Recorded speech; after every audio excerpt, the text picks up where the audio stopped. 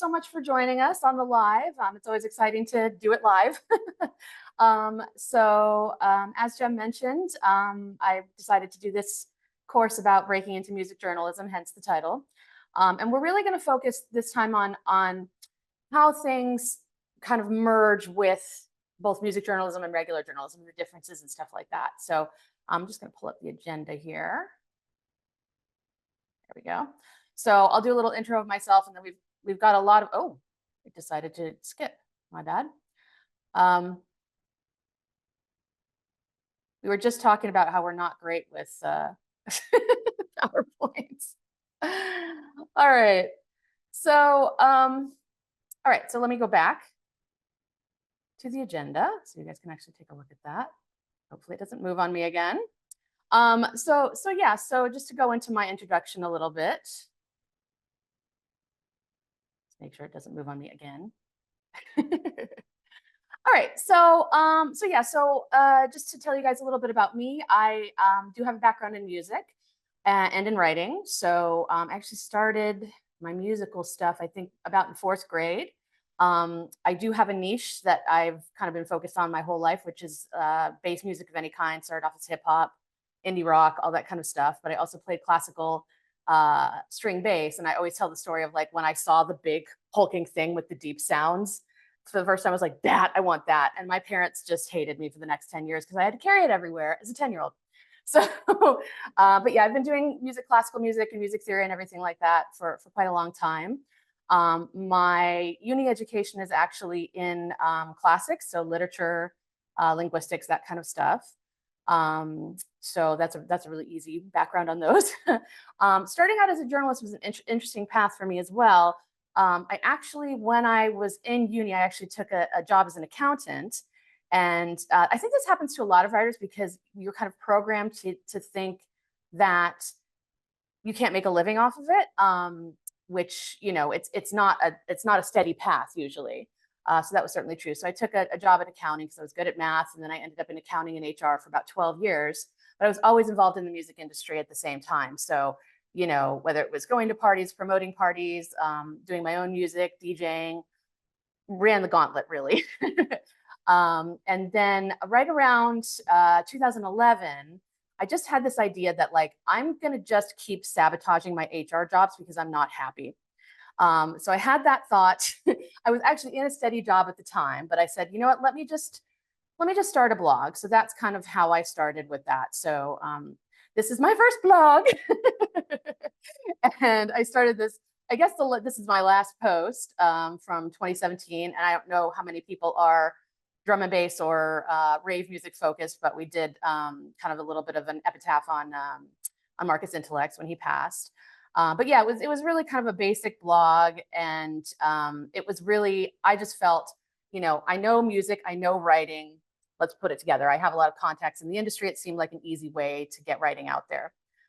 So I did that for I don't know, must have only been about 6 months before I started actually getting jobs. So we'll talk about this a little bit more, but one of the easiest ways to get writing samples for your writing career is to just create a blog so that you have links.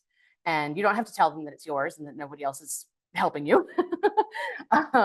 So that's what I did. And going to ads, I did a lot of ads on Craigslist in the US. I know that's not popular here in the UK, but I ended up with a press-only PR company who had just as many possible jobs as I could find, as long as I had some platforms. So I actually did get in with a couple of platforms that weren't mine. The first one was Ellenwood EP, which was like an all-encompassing indie thing. So I could kind of post whatever I want. And the cool thing about a press-only PR company is generally, not only do they feed you a lot of promos when you're starting out, but they also pay you, but they don't require you to write how they want. So they don't see you, they understand that you're not an extension of PR. So it's a really nice way to get started. So I did a lot of work on Ellenwood. Ellenwood, I think, is closed down over the pandemic in 2020. And then this one is called We Are the Guard. It was actually half serious news. So I got to premiere FKA Twigs when she first came out. And then half of it, this was a satire piece that I did on Kanye West. I was not serious about this, but it was, we did a thing about him getting an endorsement for Wrangler jeans. It was when he was doing all of his endorsements originally, and it was just silly to think that he would be with a cowboy. We know later that he supported a lot of cowboys. So I guess, life imitating art. So I started there, and then from there, because I was in the rave industry so much. Oh, yes, I forgot about this one. This is not the real Guardian, just so everybody's looking at that. This is the Guardian Liberty Voice. They're based out of Las Vegas, and they have a really good training program. We'll talk about that a little bit more later as well, where they teach you about SEO and publishing and voice and everything like that. So that was a really good opportunity. I did a 4-week, absolutely horrifically terrible, scary, but really, really helpful course on journalism. So if you don't have a writing background, or you have a writing background that's not journalistic, I recommend signing up with somebody that can do a training like this. Not a lot of pay from this, but it did really get me understanding SEO and things like that. So that was a really good one. And this is where I reviewed a Kasabian show, which was fun. I think I have a typo in this one, so I'm glad I didn't scroll down on it. So we did that, and then we got to some more platforms. So this is, I don't know if people are familiar with Insomniac and Base Rush, but they run the Electric Daisy Carnival in the US. And they also have publishing blogs. So I did my first festival. That was one of the first ones that I did with them. And I actually just reached out to, I happened to know that one of the editors was a DJ friend of mine. So he saw that I could write, and that was kind of the end of that story. So since then, I've still been working with them for about almost 8 years. So, and we had a couple of articles that did really well. This one, You Ain't Old School. This one is still one of the highest views and streams and everything on Insomniac. So I was really proud of that one. And then I moved over to what we lovingly call a content mill, which is Your EDM. And they even themselves say, they claim that they are the BuzzFeed of rave music, basically. But this was a really good place because I got a lot of my own editorial control. So nobody was checking on me. I could curate my own stuff, and they were quite well known. So it really got my name out quite quickly. So that was a lot of fun. So then we got more of those. So then I moved here to UKF. And I worked with the editor at the time, Dave Jenkins. Actually came up with this particular article, which is called Rollers Are Not a Subgenre. This one went viral, actually. So I was really proud of this one as well. And it was a good way to introduce myself to the UK, because I would physically move here in the next couple of years. So this one is still referenced quite a bit. It's gone viral on Reddit. It's still one of their highest clicks articles. So that was really fun.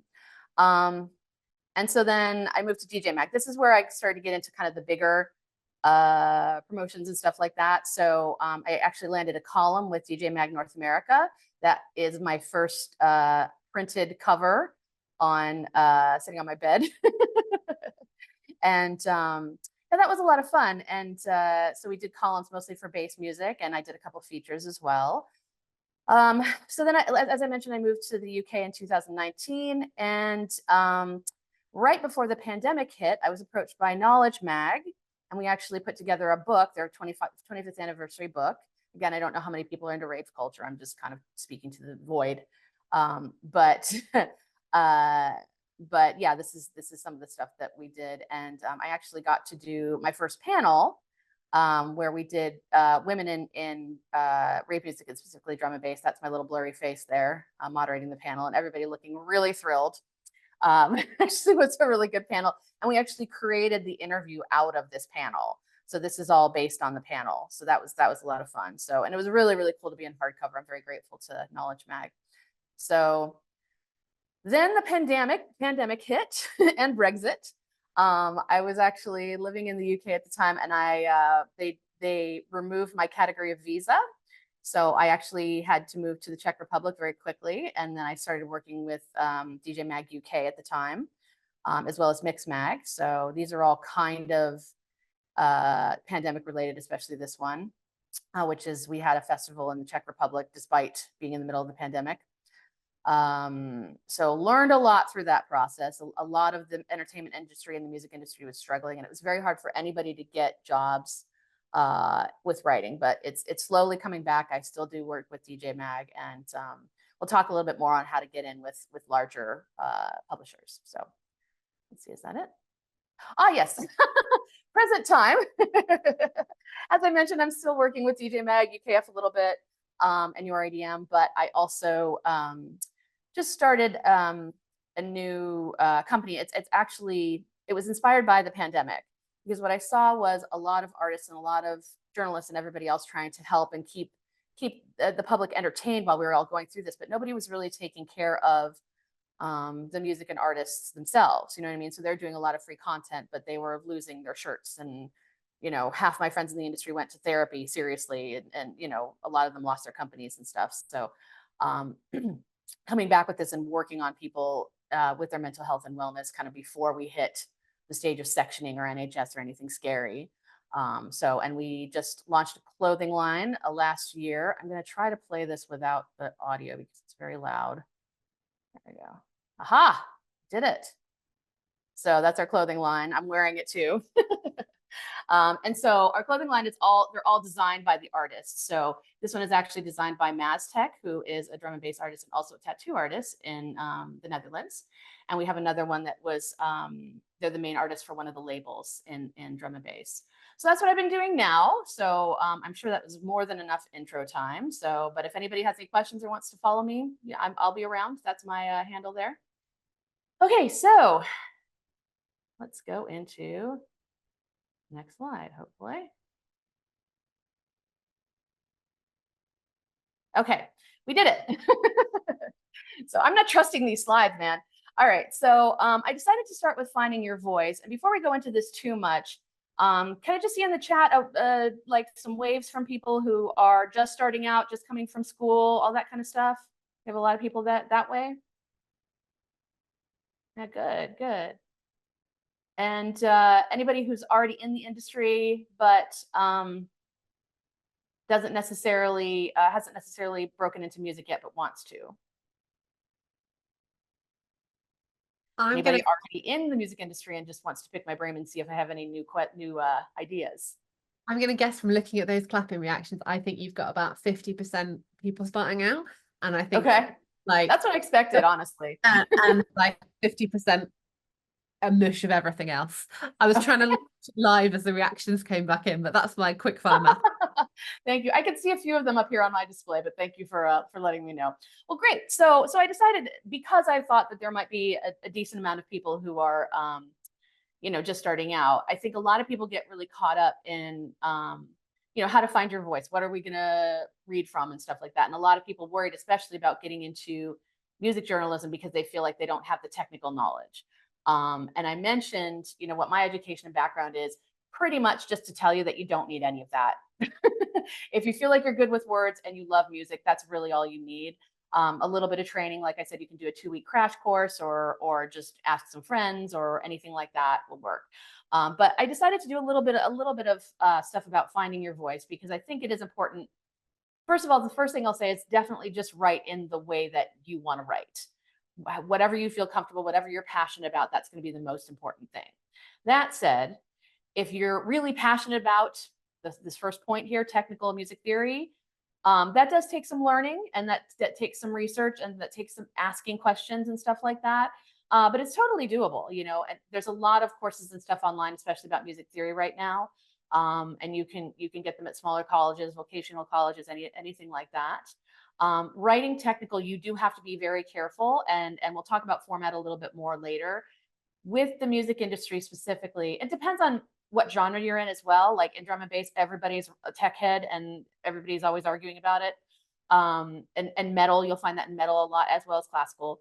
So you really, if you are going to choose this way to write, it might take you a little bit more to develop your voice. But that said, there's a lot of other ways that you can write in the meantime as you're learning that. So I'm not saying don't start writing until you know the tech.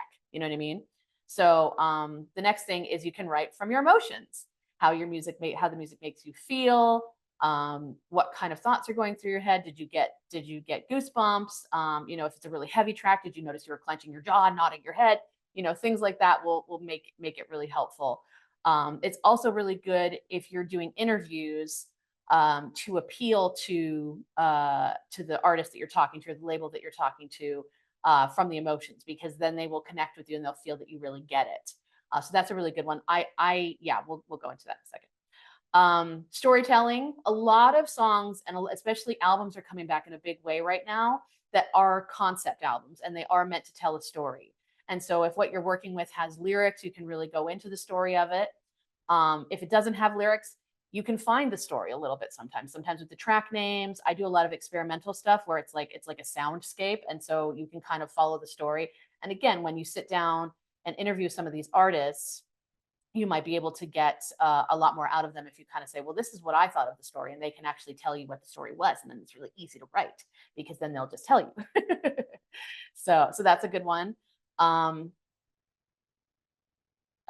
I guess I clicked twice here. So how it sounds to you obviously is a really good idea. This is a really, the sound is a really good element that I think a lot of people skip over or discount, but writers in the music industry become well known for the phrases that they coin about how things sound specifically. So if you say something is a roller or a grinder, or again, I work in bass music, so a rock polisher, I use that term a lot.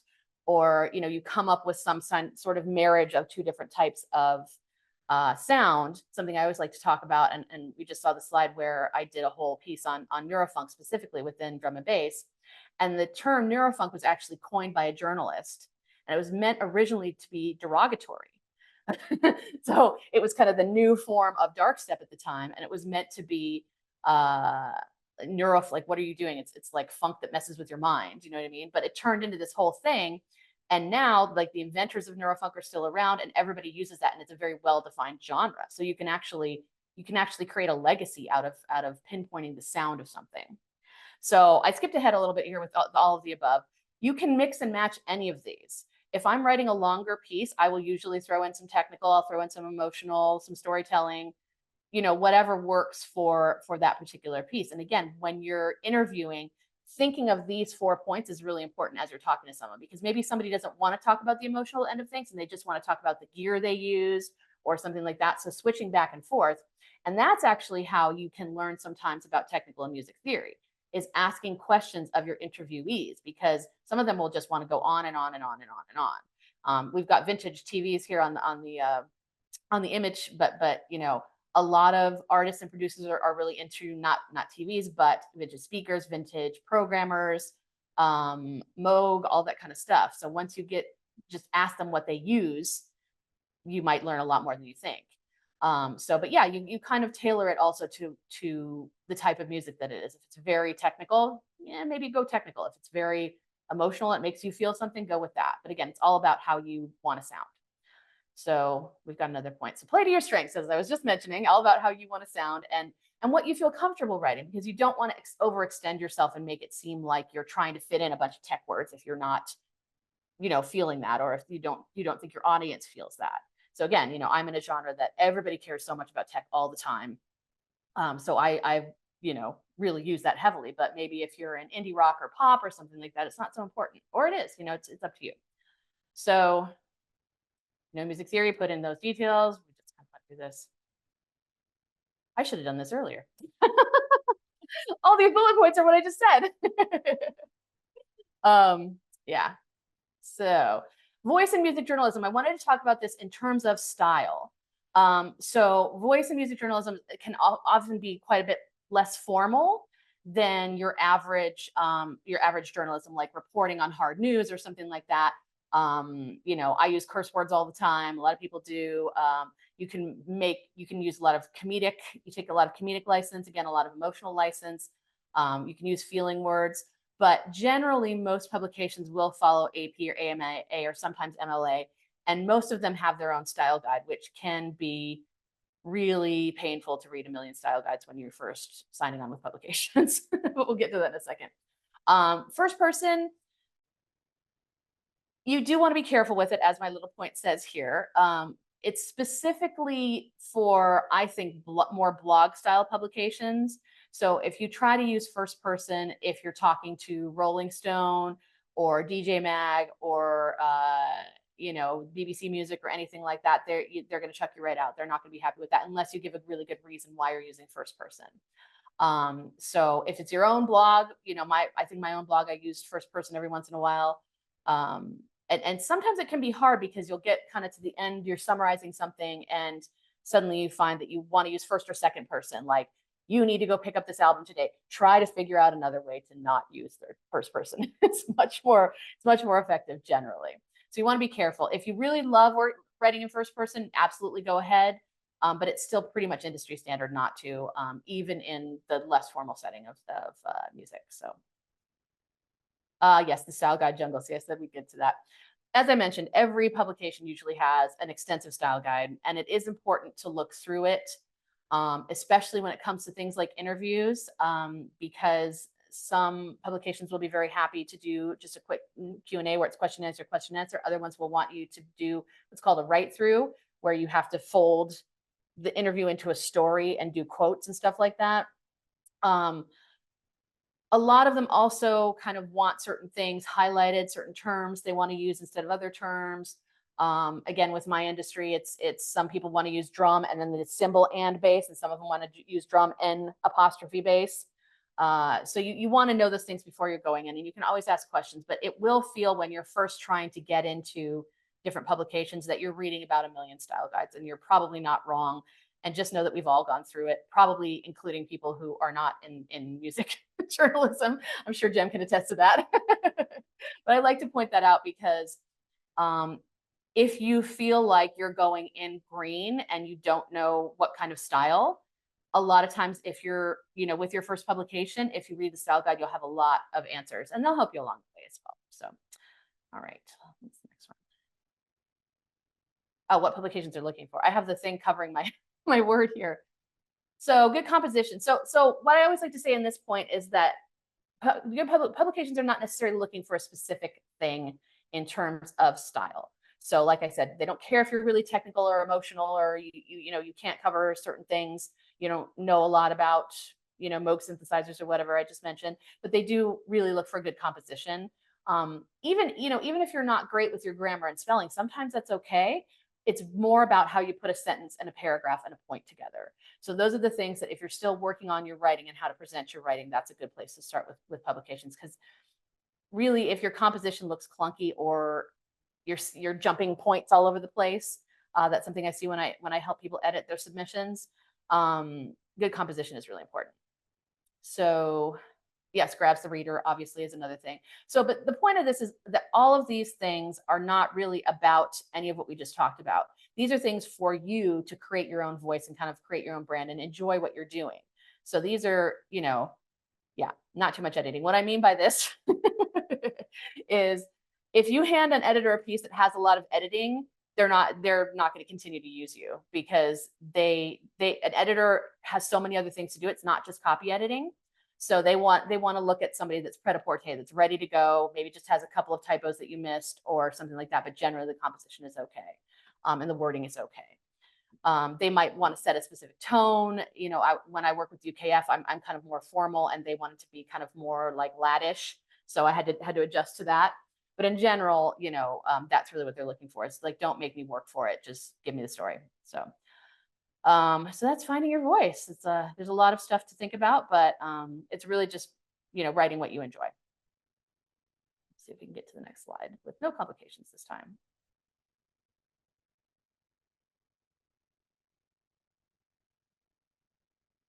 Yes, we did it. Okay. So name recognition, I think that's a lot of things, something that people struggle with, because when you're breaking into the music industry specifically, where do you start? How do you get people wanting to work with you? It's not even just about getting your work read. It's about musicians wanting to work with you, publications wanting to work with you, things of that nature, rather than just,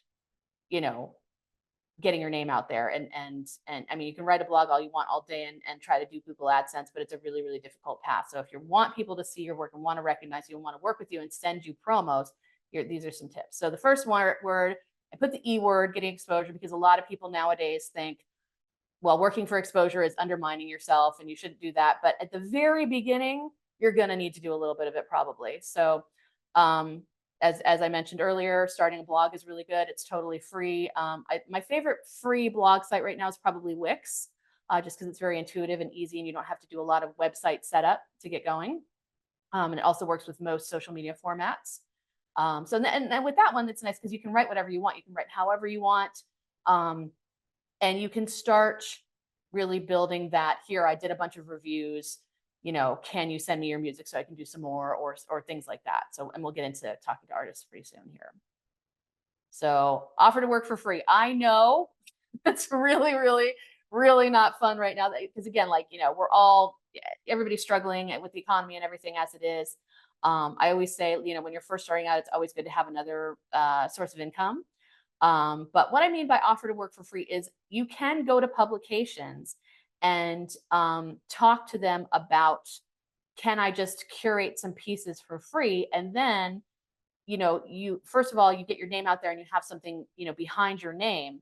But the other thing is, let's see, I thought I had this in here. The other thing is, again, you can make money on the back end with social media and with, products and with, press only promotions, which we'll talk a little bit more about.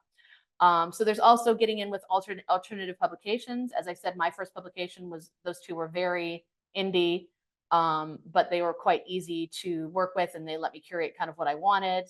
And it was we just want to get some content out there, and you seem like a good writer. That's all they really needed. So that is also really helpful as you're trying to get exposure. And then you get your name out there, and you can show people things. Getting training, as I mentioned, a lot of larger publications also have training programs even before they hire you. We'll get into the pros and cons of that. But getting training also usually means that you're going to be publishing somewhere. So if you get yourself into a training program, a lot of times the things that you're worried about, like SEO, creating a voice, composition properly, all that kind of stuff, is taken care of by those people. And as I mentioned, I went through, and I would actually recommend the Guardian LV for a really comprehensive crash course. You will write, I think it's like 60 articles in 2 weeks. So it's very intensive, but it also does help you kind of gain all that knowledge very quickly. They do have a payment structure, but it's weird. So when you get your training, I wouldn't go in expecting to necessarily get a job with that publication. We'll talk about that a little more too later. Let's see. Yes, approaching publications. This is a big thing. I think we saw a lot of questions about pitches as well, so I will get into that. CV or samples, which is more important? Absolutely, unequivocally samples, especially in the music and arts industry. Despite these people being musicians and creatives, they don't want to read. They don't want to do it. They really don't want to read your resume or your CV. They want to read something that's interesting and that they know will work with their brand. So again, have a CV, send it in, especially if you're cold approaching. But really, the samples are important. So that's why, we started with the E-word exposure. You've got to get the exposure. Cold pitching, as I mentioned, that's a little bit difficult. If you have a way in to a particular publisher that you're working with, it's a really good point. But cold pitching does work. It actually works better usually than applying for jobs for publications. The way you want to go about that is you have to be kind of very delicate, and it is, you don't want to sound too much like you're prostrating yourself, but and show your value, but you also kind of want to, get them on your side and make them realize that you're worth it and all that kind of stuff. So it's a tough thing to do. It's easier if you have connections or you can find your way in another way. But if you're really excited about trying a particular publication, I do recommend cold pitching. And if you don't hear from them, resend it, keep resending it 6, 7, 8 times. It'll happen at some point. I think that's what I did with my first DJ mag. I didn't have any connections there. And I just saw that they were looking for a columnist and just absolutely spammed the heck out of the editor. So it can work. Composing a cold pitch is pretty much like doing a cover letter. So if you've got that skill, you, again, just twist it towards music, have your samples ready. It can work. So there you go. You definitely want to talk to them about what you bring to the table. Again, there's this kind of fine art between like prostrating yourself and then telling people what you're really worth. And again, with any kind of form letter, that's what you're looking for anyway. So just think about before you write any sort of cold pitch that you want to talk about what you're bringing to the table. Yeah, pitching once you're in. I don't know if anybody else has the acrimonious relationship with pitching that I do, but I absolutely hate it.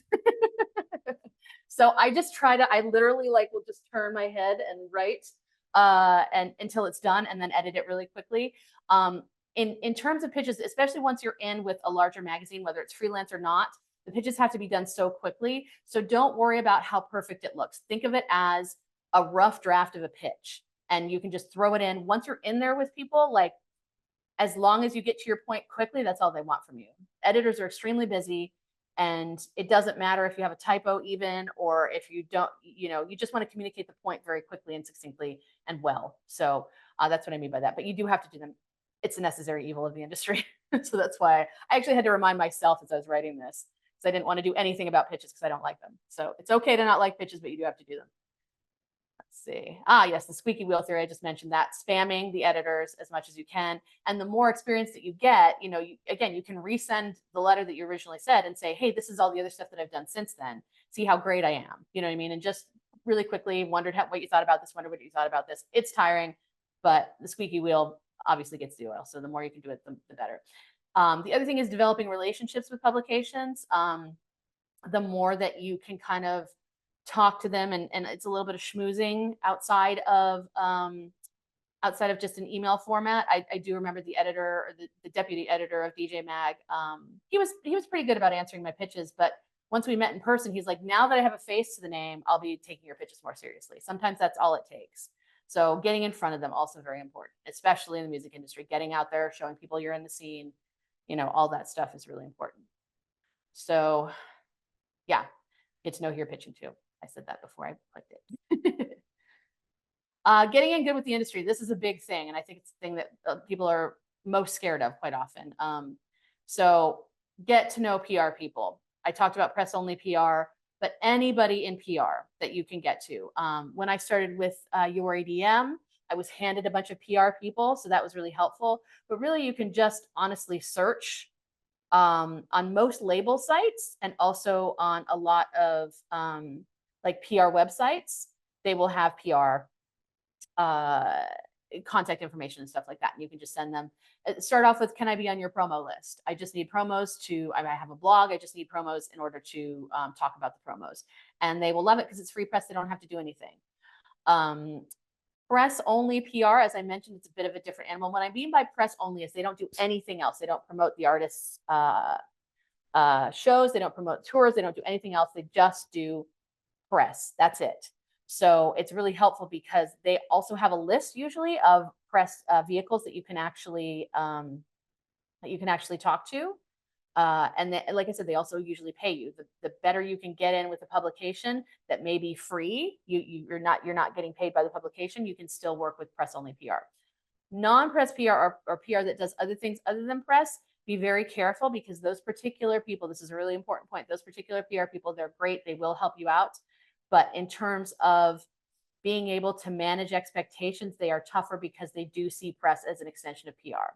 Press only PR tends to have been in press at some point, and they know, what it's like, and they know it's not an extension. So with press only PR, a lot of times you still have your individuality and your creativity. You can write what you want within reason.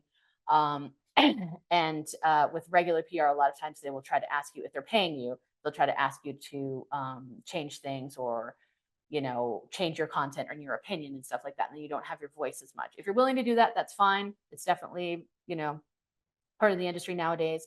But press only PR just gives you that little extra bit of like, I'm not compromising myself. So, and then PR versus promotions companies, for anybody who's completely green in the industry, PR is specifically promoting for the interest of press and getting the word out there. Promotions companies put on events.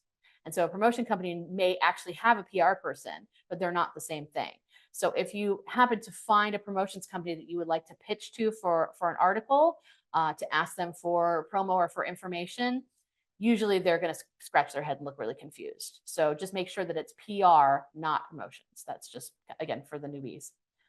Oh, I've got my mate here is coming in. Is it already 6:15? Oh my goodness. Okay, so continuing on. Making it your circus and your monkeys. What I mean by that is you do have to get down there on the ground level and mix it up. I'm imagining most people who are wanting to get into uh, music journalism are interested in music and want to go to shows and stuff like that. But you do actually have to become involved in the scene. And it's okay to be a fan. It's absolutely okay. And we all are fans. That's why we're in the industry. But make sure that you also see yourself as a colleague to these people. You're there to help them, and you are in the industry once you're doing music journalism. So going to shows, meeting the artists, getting backstage where you can, all those kinds of things. It is really important. And the more that you can do that, the more you'll get your name out there as well. So let's see. Social media. um, I put this way because as journalists, social media isn't the biggest and most important thing unless you're trying to do multimedia. But you don't necessarily have to be an influencer. What you do want to try to do, social media can be a really good tool for getting in good with the industry. So if you're doing articles and interviews and stuff like that, and you tag people in social media that are the people that you're writing about, a lot of times they'll start following you, or they'll send you their promos and stuff like that, even if you don't have a name out there yet. Sometimes they'll just be like, hey, I saw you wrote this, can I send you some more stuff? Or hey, I really like the article you did about blank, can I send you some of my stuff? So that's a really dicey one, because generally we're not influencers, but you do want to have your name out there for that. So, and building your promo list. Again, you can go to labels and ask for promos and say that you're trying to build up your exposure and stuff like that. It's all free. A lot of times people will give you their promo list, but the longer that you're in the industry and the more interactions that you make, suddenly you'll just have promos. People will just be sending you things, and you are having to like rake through them. That's actually why I have a bunch of playlists on Spotify. That's why I started my playlist, because I just couldn't cover everything. So it does get there. So, and building trust. These are very delicate personalities that you're going to be working with. I'll talk about that a little more later. And so, building trust within the industry, a lot of these people, not only are they delicate and sensitive, I mean, we're talking about artists, we're talking about creatives, a lot of neurodivergence in the scene. Building the trust, you have to make sure that you're open to their edits and their ideas, and that you hold your ground, but you're still very much there, and you do what you say you're going to do, you promote how you say you're going to promote, and we'll talk about that a little bit more, just building a rapport. So let's see if I'm done with this yet. Yes. I was just talking about that, making them come to you. So once you have a little bit of work going, and you've worked on social media, and you've gone to the shows, and you've posted things, you will have people start to come to you and ask you for things. I can't remember the last time I actually asked a promo company or a PR company or a label to send me stuff. It's just there. And the more you look through it, the easier it is to create content with. And then people will they'll ask you for interviews. I have most of my PR companies now pitch me initially interviews every time. And because that's what they want, that's their favorite thing. You know what I mean? I don't always have the bandwidth, but you can do it. So I was just this is my social media page right now. Sorry about the weird picture. I'm weird. But you see this, I don't have a whole lot of followers, as I was mentioning with social media, but probably I would say about 90% of the people who are my followers are heavy hitters in the industry, and specifically in the genre that I'm in. So, and I actually I've had journalists and creatives and stuff like that come to me and say, how did you build this list? And it literally is just all those points that I put on the last slide. Making people trust you, talking to people, asking people for promos, being open to doing all kinds of different work. So that's just what I wanted to show. It's not a brag for sure, but just to show that like all of these people are in the industry and kind of heavy hitters. So that's what you really want to do. Let's see if we can get this slide to move. The niche. Typecasting in music journalism is a funny word.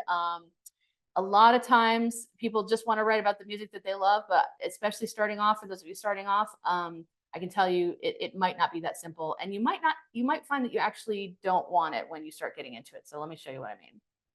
So we've got the pros here. Obviously, it's easier to write what you love when you're starting out, or in general. But the more you open yourself up, I will get to that in a second. Social media, you gain a dedicating following. So, and social media experts are always talking about create your niche, create your niche, create your niche. It is important because you might get followers, but you're not necessarily going to keep followers if you don't continue to write and post the type of stuff that they want to see. So you definitely gain a dedicated following faster on social media if you stick with some sort of theme or some sort of niche. The more you focus on a particular thing, again, if you really love that particular genre, the more you focus on it, the more you can learn, again, from other artists or just doing your research as you're writing. That's also a big pro of having a niche, right? Niche publications are more open if you can show them how much in their niche they do, that you do. You're not going to take this to the Independent or the Guardian or anything like that because they do all kinds of work. But if you can show the niche publication, somebody who specifically focused on rave music or classical music, that you are really, really well published in those things, you're going to be, in there quite a bit easier than somebody who does all kinds of general writing, right? So I personally have like a general journalism resume, and then I have my niche resume that's more specific to rave music and drum and bass. My mic's on, yes. Okay. Promote as artists and labels will see you as a go-to. That's absolutely true. That's how you grow your promo list. You start to get people recognizing that you're a good person who understands that particular genre or loves that particular genre or can write well about that particular genre. And they'll, again, the promos will just keep coming in. The cons. I'm quite niche myself, I think, so it's hard to come up with cons, but I did it. So yeah, burnout is the biggest one. Now you can get burnt out even if you don't have a niche, and we'll talk about that a little bit in a minute. I know we're running out of time. But yeah, if you're so focused on and you really, really love a particular genre, but you're not sure how much you love it yet, I would say go general to start. Because if you find out as you're getting more into the genre that you're not as interested as you thought, and now you're stuck, you've pigeonholed yourself, it can make things really, really annoying, and you can get burnout writing the same things over and over again. So that's something I always caution against. It is slower that way to build a living wage, work full time, because most of the full time positions are with big publications that want you to write a wide range of things. And building a living wage, can take time in or outside of a niche, really. But if you're thinking of going freelance within a niche, a lot of times the niche publications don't pay as much, so it's harder to get that moving. So that's something to consider as well. Difficult to transition or branch out. We just talked about if you pigeonhole yourself, it might be difficult, and especially again on social media.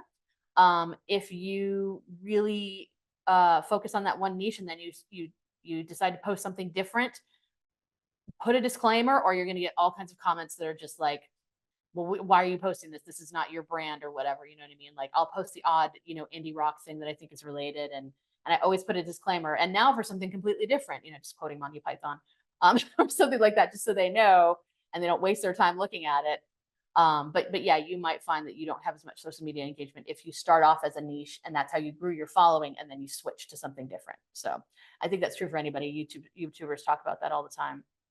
And then, you might, if you decide to, do a niche and then branch out again, you might find blind spots in your knowledge and your ability to write other genres. So, if you're telling a publisher and an editor, I can write all these different things, look at my history, but you haven't spent any time looking, working on that niche for a while, or that other genre for a while, it could kind of bite you, because then you might not know as much as you think you know anymore. So you want to kind of stay up on it. And that's when I get into the balancing things. So doing a combination, I've found, is a really good way of doing it. So, picking other genres that might be adjacent, but not necessarily the same, kind of keeps it fresh sometimes. So like, again, drum and bass is my main thing, but I also do dubstep. I also do experimental. I do a lot of halftime. So it's a way to kind of keep things fresh in your mind, and your following will be like, oh, because it's close enough, your following usually won't criticize you for you, because they'll be like, oh, I can see how this is related. And now I know a new thing. So that's fun, So, so that's a good way of doing it. I just said that. Yeah. So.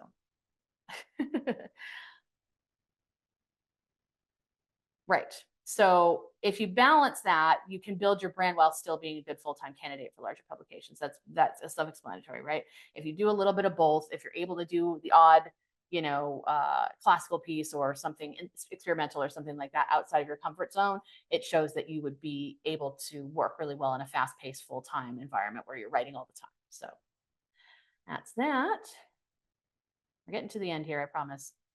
Okay, freelancer full-time. This is a quick one. So the fun parts of freelance, you can manage your own schedule, obviously. You get first refusal and final say on what you print and how you print it and the format that you do and everything like that. You get to do whatever you want.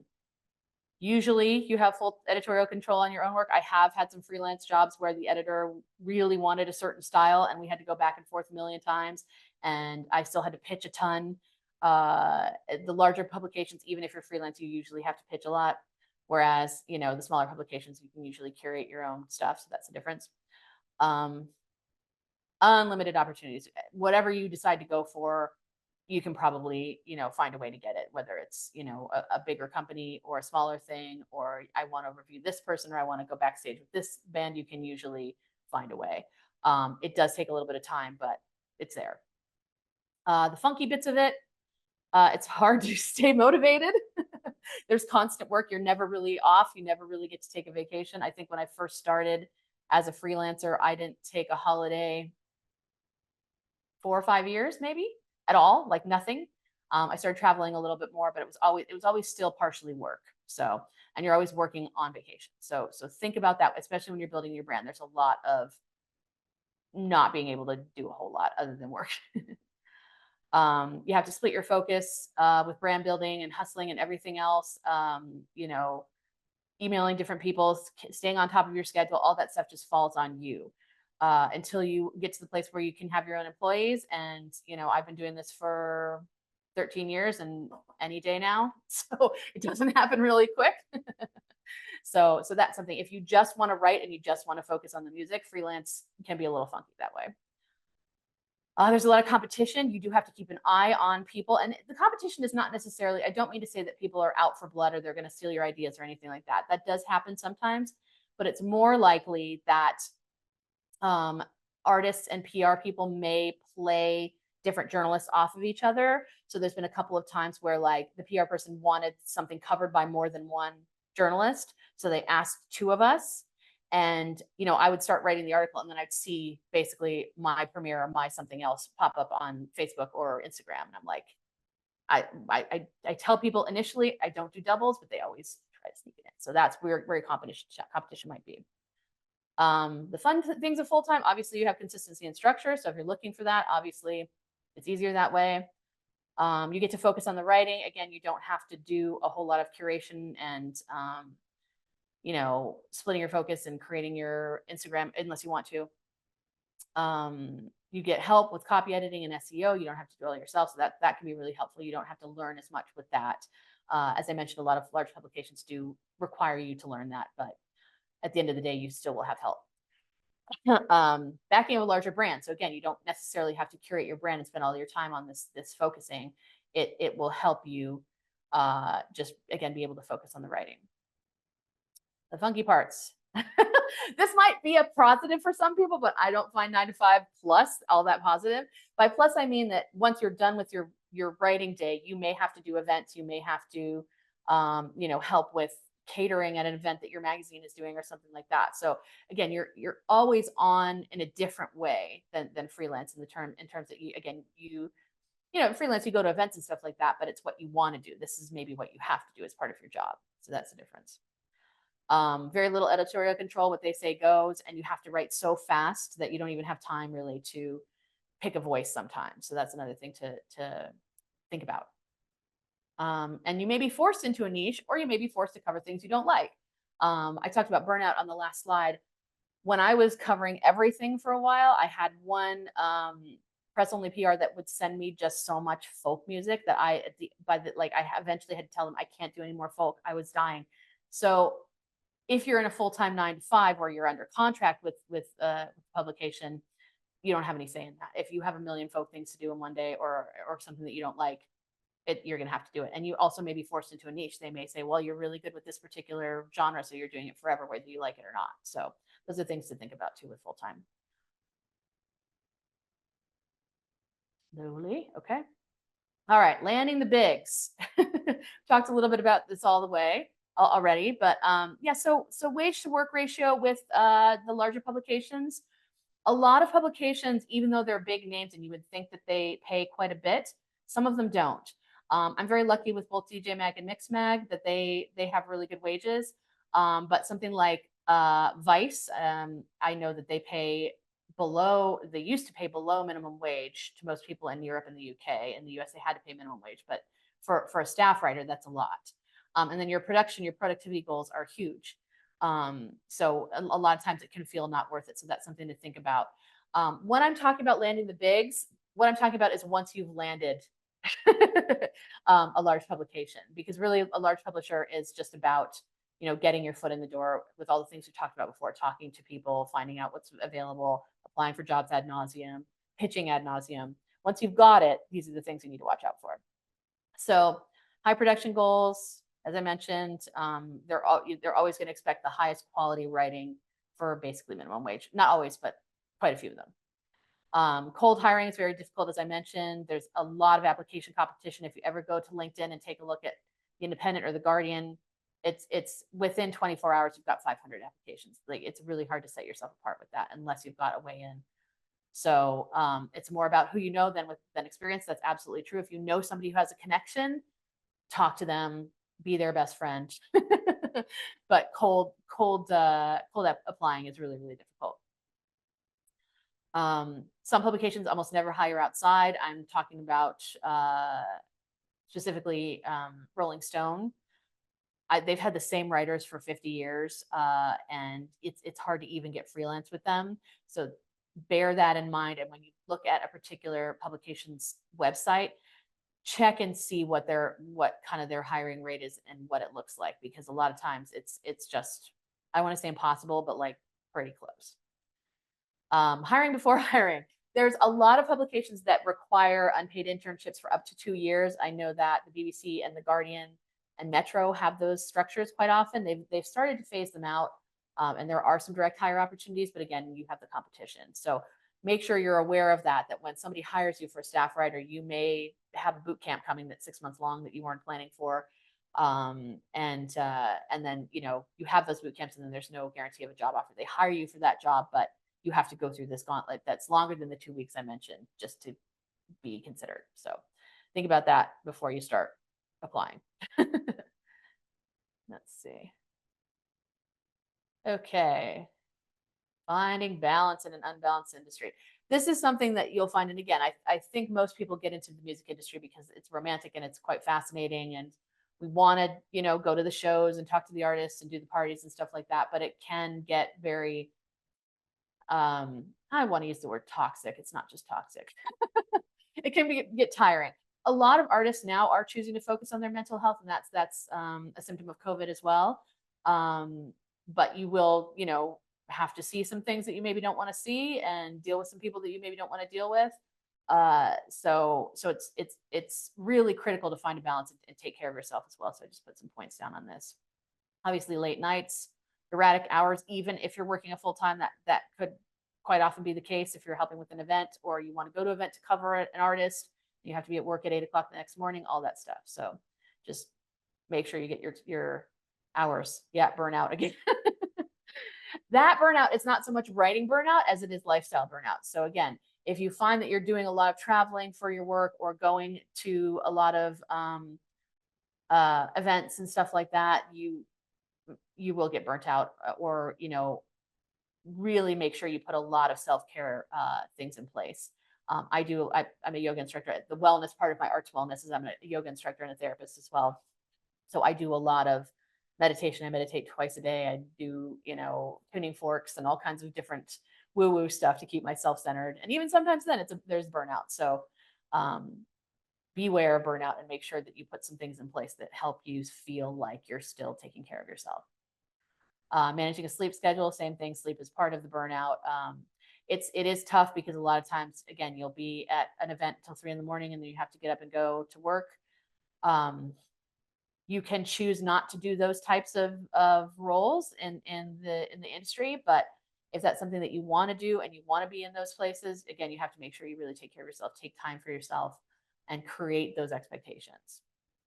Travel is another thing, kind of goes along with burnout. Tension with talent. This is a big one. I mentioned earlier that there's a lot of sensitive people in the industry. There's a lot of egos. There's a lot of mental health issues. And there's a lot of different ways to manage that, but communicating with artists and labels in a way that keeps you both happy is really important. Setting your clear expectations. If you go ahead and just say forward in your email, this is what I do, this is what I don't do. I allow this type of editing, but not this type of editing. You can change your words, but not mine. It makes things a lot more clear and easy. And people won't feel like you're trying to take advantage of them. Artists are very nervous about people taking advantage of them. So that also goes into the building trust. The more that you can set those expectations and they know what you're about beforehand, and then you follow through with it, it eliminates, I can't say a large amount of the problems, but 40 to 50% of the problems. Mental health, yours and theirs. Again, if you find that you're dealing with an artist that you thought you really loved, and it turns out that they are difficult or toxic in whatever way, I mean, you can point them towards the nearest therapist, but you can also wash your hands of it. So don't think that just because this person is big or important or anything like that, that you have to put up with something if somebody's being really awful to you.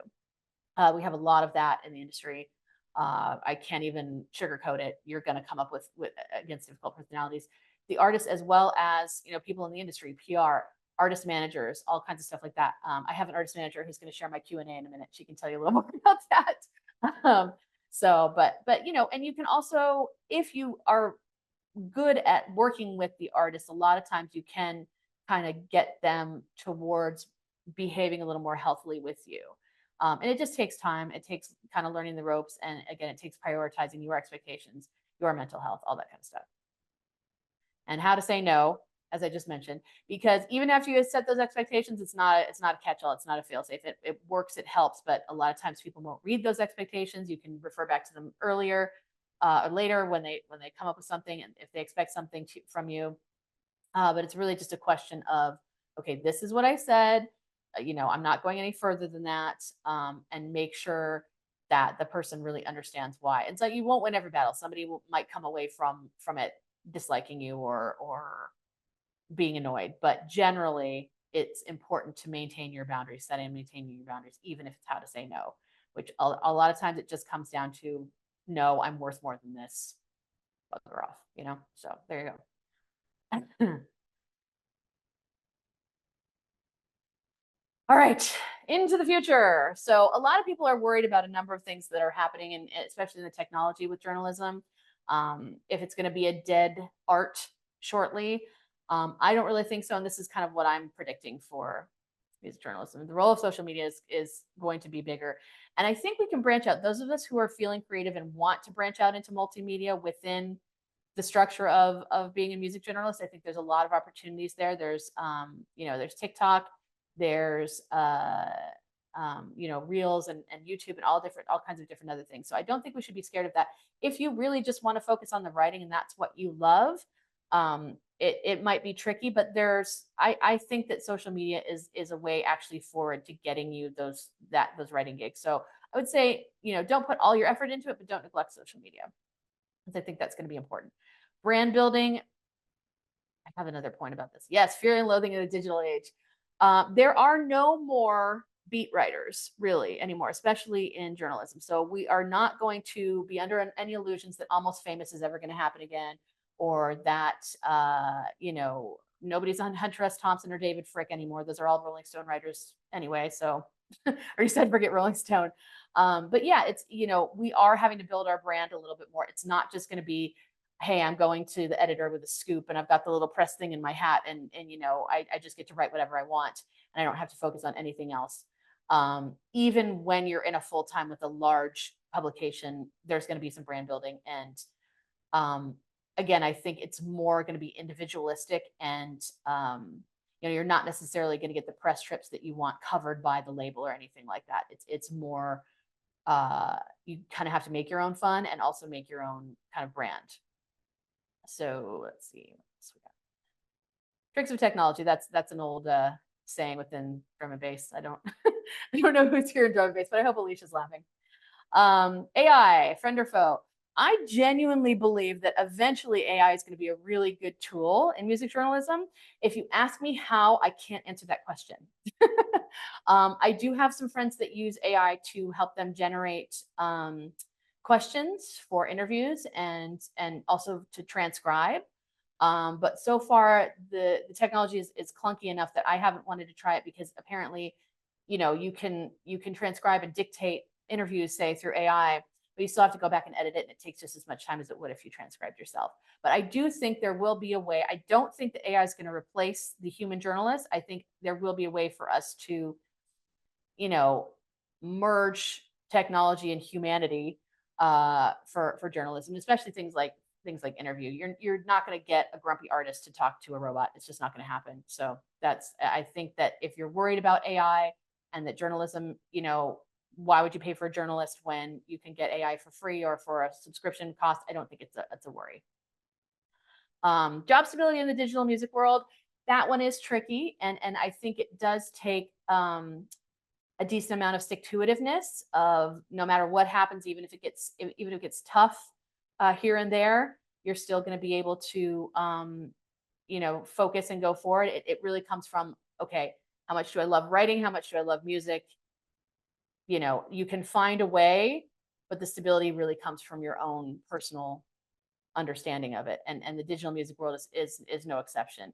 You have to know where to look and find things, where the trends are within music of where people are posting. And, Patreon's really big with and Twitch right now are really big with digital journalists and stuff like that. And again, going back to multimedia, you can use that as well. You can also search for music and search for talent and search for publications willing to work with you on those sites and through the different technologies. And multimedia, again, I think I just said that. So that's pretty much it. I think the future is bright for journalism. I don't think anybody should be nervous about it going away. It's just how we adapt and thrive going forward with it. So that's all I have with the future. So I think my last slide just says thank you. Yay. Okay, so we can go to Q&A. Awesome. We fitted such a lot, I think, into and a whistle stop tour there. I wrote down quite a lot of notes. Oh, great, thank you. I felt so, like I was too long, so that's good to hear. No, we fit such a lot in there. So we have got slightly over, but let's make sure we get some time for a couple of questions. Okay.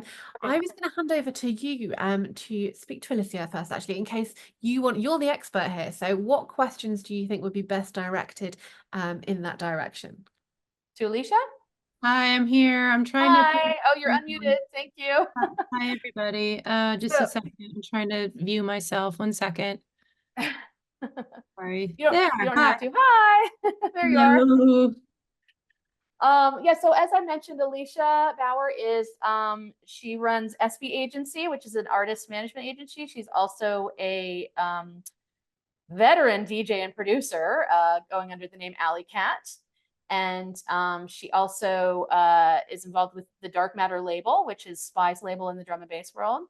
So Alicia, I just wanted to kind of get your perspective on how journalists can approach someone in any of the fields that you cover: artist management, bit of promotions, bit of label, and an artist yourself. How do you like to be approached? I mean, for me, I'm old school, so I prefer an email, but like I had somebody DM, I do get DMs. I was just talking to another artist about this the other day, how we're both like a little bit older, but how much we get stuff on DMs lately. I get promos on DMs from other producers. I get journalists contacting me. It's great. I'm grateful for it. I don't want to sound ungrateful. Sometimes I find it a little bit hard to keep track of it. An email would be great. I've had people sort of call the agency and just cold call. Wow. And someone called me, which is weird because we're all not on the phone as much as we used to be, but someone cold called me, and then I did end up talking to her quite a bit because I happened to be available, and we chatted quite a bit about some stuff she was working on. But generally for me, I would say an email, but everybody's different. And I think probably social media is also fine. Like if you're engaging with them on, I mean, you don't even necessarily have to engage with them on social media, like on their comments or anything, but I would try basically all the channels. So if a person you want to talk to is posting more on Instagram, try that. You could try Facebook Messenger. I use that too. I use Twitter. I'm not so much TikTok or anything. I'm on TikTok a little bit, but Yeah, I think just kind of like suss it out. It sounds so vague. I'm sorry. Suss it out with the person you want to approach and kind of see. But I personally, if you have an email address for somebody, I personally think that's best because you have a paper trail, which is good for you too, for your own work and keeping track. And then you can send a couple chase emails like with the agency. I work with events and artists and all kinds of people. And like, honestly, we all chase each other like so many times because there's just so much going on. And don't feel bad about that if you have to chase someone a few times. I wouldn't feel guilty if they don't respond the first time, because especially with artists, they're pretty bad about communication. That's why they have agents and managers and people. But yeah, I think start with an email if you have that. But if you don't know this person, then you're going to have to find like Instagram or some kind of DM situation and try it that way. And is there, oh, sorry. I was just saying for both of you, it's really good to hear, we had some questions about rejection and actually, just keep going and chase and all that's great. I guess on the flip side of that, and this goes for both sides of the coin, is there anything that's a bit of a no-no for both of you? You talked a little That's what bit I was just going to ask. Yeah. Yeah, same wavelength. So you can both answer. So yeah, Alicia, is there any type of approach you really don't like? I think like just in general with whatever you're doing, this could be anything in the music industry, but just with journalists, I think just make sure whatever you're working on, just do your research. And I was saying to a friend of mine, actually Layla and I were at an industry event the other night, and I was talking to somebody about people that are sort of outside of the scene, because a lot of us know each other and we've worked either with each other or around each other for like some of us decades. It's almost like an unspoken language, and it's kind of weird if you're a bit of an outsider. I'm not saying this to scare anyone off. You should definitely pursue your passions. But for some of us, it's like so intuitive at this point because we've been living it like our whole adult lives. You're not necessarily going to know what I know just because I've had this long-term experience, but like whatever you're researching, and I've had this with journalists that contacted me, like I had to sort of teach them in a way about whatever the subject was. And I don't necessarily expect this, like everybody to know everything, but they didn't know a lot about what they were asking me about. So that was kind of, but obviously I was happy to help, but I think just basically just try and research whatever it is. It's okay to make mistakes and it's okay not to know everything, but just whatever so if you're going to do an interview with like Spy, for example, or whatever, just look into like whatever his background is. If you can find that, there should be plenty of press about whoever, and just kind of look into that before you, start asking questions. And then I think the other thing, which this happened to me also recently, was and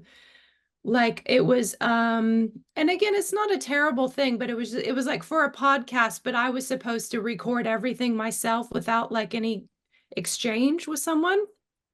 Layla, I don't know if you've ever done this. No. Like it's like really basically horrible. it's like with like they wanted me to do kind of like a podcast about myself and my background and stuff, which is lovely. I appreciate it. But it wasn't like the guy recorded me and him talking. Right. He was going to edit it. It was just like he sent me the questions and then the amounts of time I had to answer each question. So I was kind of like laying in bed, like with my headphones on, trying to like time myself talking about myself, answering questions, and I'm like, okay, I don't know how this is going to sound in the end. And then I recorded it all and sent it to him and stuff. But I think probably ideally it would have been better if we could have just somehow done like a recording together where we're talking either through Zoom or whatever, and then he can just edit it down. So stuff like that. And also a lot of people wouldn't even know how to record themselves. I know this sounds silly, especially if you're talking to like a DJ, but some people wouldn't know like how to record a voice note or something and then edit it in like a software and then bounce it to a wave and all this stuff. So stuff like that, I guess it's like the easier you can make it on the artist or whatever person you're interviewing. And and I don't want everybody to sound like we're all total divas or anything, but I'm just saying the easier you can make it for people, like the more I think receptive people will be and like responsive and stuff. And sometimes it's just people are just busy and they're just in their own lives and stuff. So without babying people, but like just sort of make it easy for people and make it clear what you're trying to do and explain that. Yeah, it is a delicate art. We did talk quite a bit, or I yammered on quite a bit about how there's a lot of sensitive personalities in the music industry, and you do have to kind of learn to shift that. But in terms of Jem's question, yeah, I think, and you know, imposter syndrome is a thing everywhere. Alicia and I actually met on the panel that I did for Knowledge Mag, where we talked quite a bit about imposter syndrome and specifically for females in the industry, because there is a lot of like, how do I approach them and how do I show that I have value? And it's not always that easy. But in terms of no-nos that I can think of, I think Alicia touched on most of the points I would touch on. Assuming to know is a really big one. So it's better to leave something out in a pitch than like presume something. And that's true for new and old people. I've gotten, I think just a few years ago, I really messed something up where I put in an article there. It was a collaboration between two producers, and I thought that the snares were by one producer and they were actually by the other producer. And I did it by ear. So then this other producer who actually wrote the snares messaged me on Twitter, and he's like, "I'm known for my snares. How dare you? Like, of course they're my snares. How could you think they're the other person's snares?" And I was like, "Oh no." So again, worrying about rejection or worrying about the artist or somebody being annoyed with you, it's not a reason to panic. It happens to the best of us. I have even more war stories than that. But for the most part, try not to assume. Try to approach them with, what would you like to do? Here are the formats I'm offering. What do you want to talk about? You can get a lot of information there. And like Alicia said, and this confirms what I was just saying, is, you know, approaching it in that way, or even approaching it with a mistake, you can have a glitch in that pitch. And you will still, they'll correct you, they'll tell you, and then you've learned something. And then you can say to them, "Oh, I'm sorry, I didn't know that. Thanks for explaining." And you can build that rapport and build that trust. So a lot of times it can work in your favor, even making a mistake. So I wouldn't say be scared of that. And, you know, if you need to stand in the mirror and talk your imposter syndrome down, do that too, because it's really not, everybody's out here trying to do the same thing. Nobody's thinking they're better than anybody else with you know, there are a few divas, but not a lot. Yeah. And yeah. trust me, I work with like very high profile artists in drum and bass, and loads of them have imposter syndrome and doubt themselves all the time. And they're guys and they're like middle-aged men, a lot of them, and they still get it. So that's fine. You don't have to feel perfect to do what you're doing. None of us probably do most of the time, and we just do it anyway. And just kind of as you go along, you'll feel better. I just thought of another thing as well, like just in terms of like whatever deadline you have, if it's for yourself, if you're freelance or for publication, maybe mention that as well. This was another thing with this thing that I did recently. I didn't know the deadline, and then the guy was getting a bit like stressed out because I hadn't sent this stuff in a few days, but I didn't know if it was like a one-off thing that's like, you know, he's spending 3 months on, or if it's like he needs this by Monday. I didn't know. And